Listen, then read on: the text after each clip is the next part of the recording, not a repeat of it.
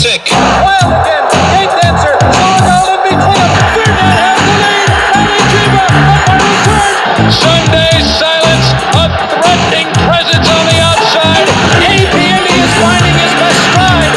Here is our king, Cigar. Cigar makes his move. Here comes the horse of McGowan who's flying in between horses. This is unbelievable. Zenyatta, Zenyatta, Zenyatta. A wild finish to the Classic. The Lion has won it ahead.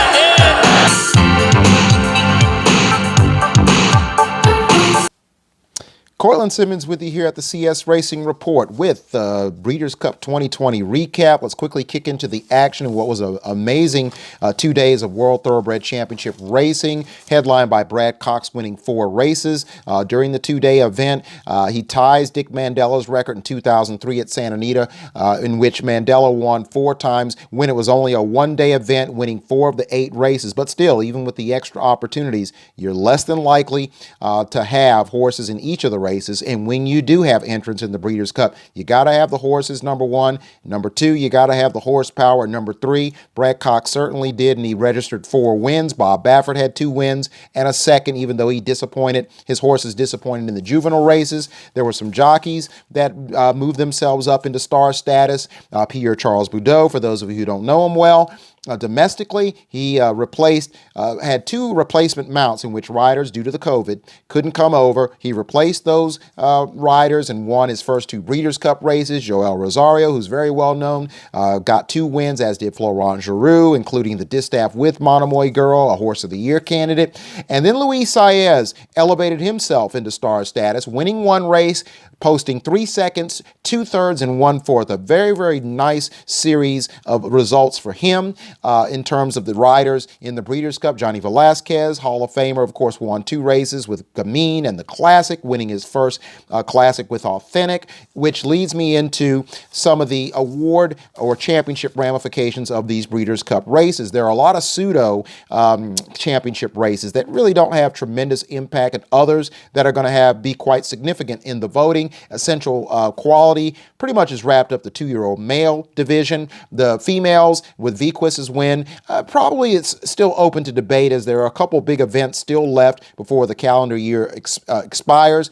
There were some other impressive performances. I think a lot of the horses coming out of the turf, as you see the results, the juvenile turf, are going to come out of that race. Even the horses that failed to make the board. It wouldn't surprise me in some of the big races in Europe leading up to the Guineas and so forth. In the aftermath, you're going to see some stars along with some of the domestic horses from that event. Tarnawa came in here, a horse that I thought, if you looked at the ARC preview pods, should have been running in the Arc de Triomphe. Dermot Well decided to run her on Arc Day in the Prix del Opera at 1.25 miles over the heavy going, thinking that probably wouldn't wipe her out to make the run that she did in the turf, against Magical and the likes of Channel Maker, who threatened there in the stretch. I believe that, for some who thought that wasn't the same Magical, yes, it was. It was definitely a solid performance, but Tarnawa is just another level horse. She's a fantastic filly, and Dermot Well was able to get his first Breeders' Cup win with the 3-time Group 1 winner. And it looks to me like, even if she doesn't get the American Award for Best Turf Female, she probably has a great shot to win the Cartier, the European Cartier Horse of the Year. Meantime, moving to the Classic, I believe that Authentic shows that, for those of you, again, wanting to write another narrative, that he got an easy lead, and that's the way.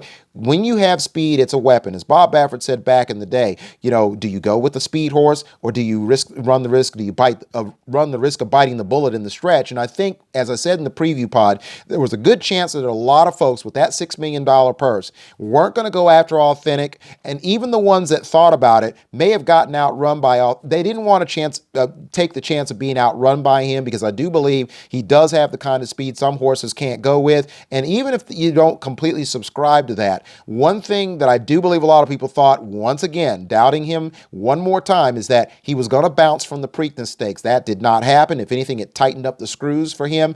He ran the socks off of these horses, whether you think he got an uncontested lead or not. He's an outstanding horse, 159.19 for the 1.25 miles. You Couple that with that sparkling time in the Derby and running in tandem with Swiss Skydiver, the second fastest Preakness in history. And he's just a slam dunk outstanding horse. And I believe that Horse of the Year is probably going to be his. And I think that'll give Bafferter's third, fourth, fifth Horse of the Year. So with that being said, we'll certainly talk more about the championship ramifications of these races. Very, very impressive performances all the way across the board. Monomoy Girl certainly is worth, it merits conversation and consideration given her performances and what she's going to do. Aidan O'Brien, by the way, I will mention, also along behind Baffert and Cox, had a very, very nice day.